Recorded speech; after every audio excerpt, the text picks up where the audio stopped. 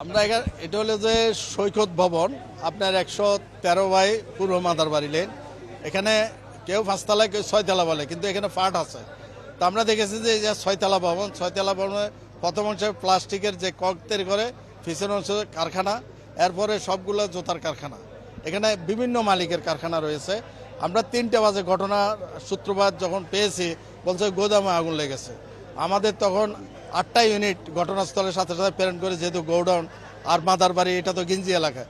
আমাদের আসার সাথে সাথে আমরা ওইখানে আসার পর দেখা গেল কিছু লোক আটকা ছিল, এর মধ্যে পাবলিক কিছু নামিয়ে ফেলছে।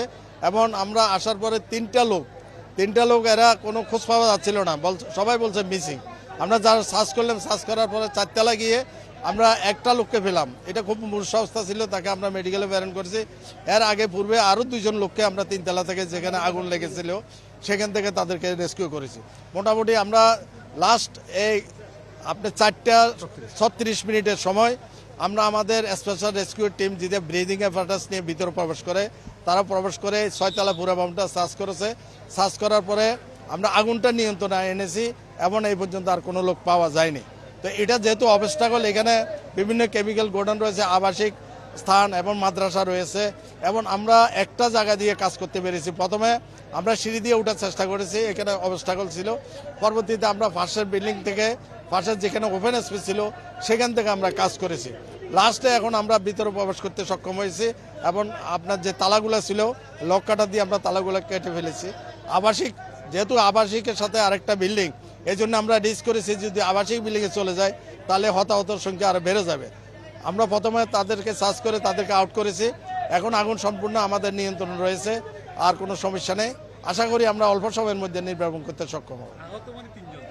আহত 3জন, কিন্তু 3জনকে আমরা জীবিত উদ্ধার করেছি। তারা ইয়েতে আপনার বাথরুমের ভিতরে তারা নিজেরা ওই যে ভয়ে প্রবেশ করেছিল, যার কারণে ওইখানে আটকা ছিল।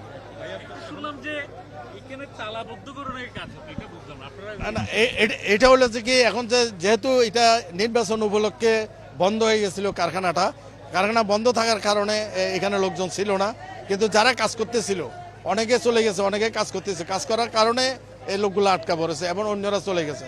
অন্য তালাগুলো কারখানা বন্ধ ছিল, ওগুলো আমরা তালা কেটে প্রবেশ করতে পেরেছি, এবং ওইখানে আমরা কোনো হয় নাই, বড় ধরনের কোনো ক্ষতি হয়নি। আগুনটা লেগেছে এখানে হচ্ছে জোতার ফ্যাক্টরি, আর এটা হচ্ছে জোতার ফ্যাক্টরি এলাকা, মানে ক্ষুদ্র পাদকা শিল্প এলাকা। এখানে 30 নম্বর ওয়ার্ডে আমাদের এখানে পাদকা সমিতির অনেক অফিস টফিসও আছে এরই পাশে। আর এটা ফেস্টিং থেকে, সলিউশন থেকে লেগে গেছে আগুনটা যত সম্ভব, কারণ এই সলিউশনে আগুনটা লাগলে নিপানো খুবই মুশকিল। আর এখানে যে কোনো মুহূর্তে কিন্তু বিস্ফোরণ ঘটানো সম্ভব, মানে এখনো মারি গেছে, পুরোটা বিল্ডিং মারি গেছে।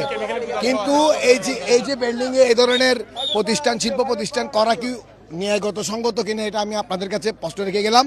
ওদের ভবিষ্যতে এই ধরনের বিল্ডিং ফ্যাক্টরি এগুলো করা হয়, তাহলে ফ্যাক্টরি তো আবাসিকের মধ্যে এটা কিন্তু সমস্যা। পিছনে বাচ্চাদের মাদ্রাসা, তারপরে হচ্ছে আবাসিক ফ্যামিলি বাসা, এগুলো ক্ষতি হচ্ছে। আমি চাচ্ছি এই ধরনের প্রতিষ্ঠান, এই ধরনের বিল্ডিং এ যদি হয় তাহলে রিস্ক হয়ে যাচ্ছে, এটা মানুষের জীবন মরণের সমস্যা। সর্বপ্রথম হচ্ছে 2:15 আগুন লেগেছে। লাগার পরে এখানে এলাকাবাসী, আমাদের এলাকার জনগণ সবাই ওইখানে উদ্ধার করার জন্য প্রস্তুত আছে। সর্বপ্রথম আসছে ফায়ার সার্ভিস, পুলিশ, সেনাবাহিনী আসছে, আমাদেরকে সার্বিক সহযোগিতা করছে।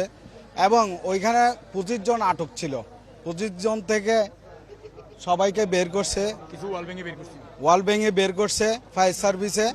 লাস্ট পর্যন্ত 5 জন আটক ছিল, 5 জনকে বের করছে। একজন আহত আছে, বর্তমানে উনি চট্টগ্রাম মেডিকেলে আছে আহত অবস্থায়।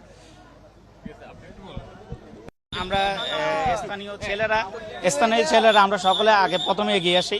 উপরে দেখলাম কিন্তু তালা লক করা। উপর থেকে যখন আমাদেরকে বলতেছে, ইশারায় চিল্লাচ্ছে ওরা, আমরা তালাটা ভাঙলাম।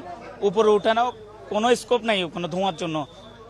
ওই বিল্ডিং থেকে পাশের বিল্ডিংয়ের 3 তলায় ওরা জাম দিয়েছিল। জাম দেওয়ার সত্ত্বেও ওরা কিন্তু অনেকজনের কোমর, পা ভেঙে গেছে, প্রায় 6-7 জন। আরেকজন আশঙ্কাজনক আছে চকবাজার মেডিকেলে, মানে আগুন পুরো এখানে পর্যন্ত, মাংস অনেকজনের পুড়ে গেছে বিভিন্ন অংশ। এরপর আমরা আস্তে আস্তে ফায়ার সার্ভিস আসছে, সেনাবাহিনীর, তারপরে আমাদের বিভিন্ন আহত হবে 8 থেকে 9 জন হবে।